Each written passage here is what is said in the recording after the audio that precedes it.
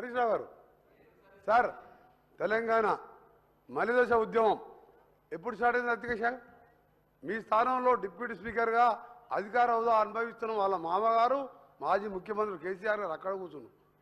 41 మంది తెలంగాణ శాసనసభ్యులం, చిన్నారెడ్డి గారు, జానారెడ్డి గారు, ఉత్తమ్ కుమార్, మేము అందరం మేము పోయి మా సోనియా గాంధీని ఒప్పించి మాకు తెలంగాణ రాష్ట్రం కావాలని ఆ రోజు ప్రణబ్ కుమార్ కమిటీ వేయించి తెలంగాణ ఉద్యమానికి కారకులం కాంగ్రెస్ పార్టీ మేము.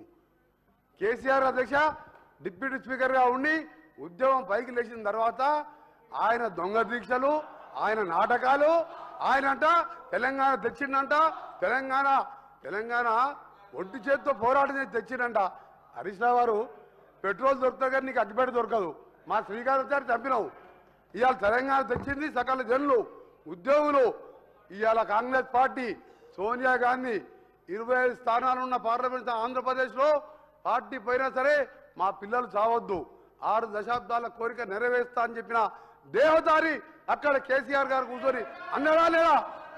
అన్నది కేసీఆర్ గారు. మీ మామ ఇప్పుడే ఓటు సార్ ఇప్పుడే ఓటు లేదా? కేసీఆర్ గారు తెలంగాణ వచ్చినట.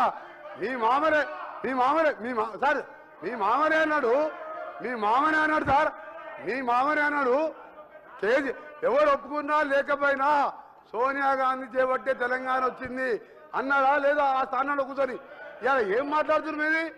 మీరు మాట్లాడే ముందు ఆలోచించుకొని మాట్లాడాలి. కాంగ్రెస్ పార్టీ పుణ్యమాని తెలంగాణ వచ్చింది, మీ మామ ఒప్పుకుంటూ దేవత అని నువ్వు ఆ మాట చెప్తావా? కేసీఆర్కు తెలంగాణకు సంబంధమే లేదు.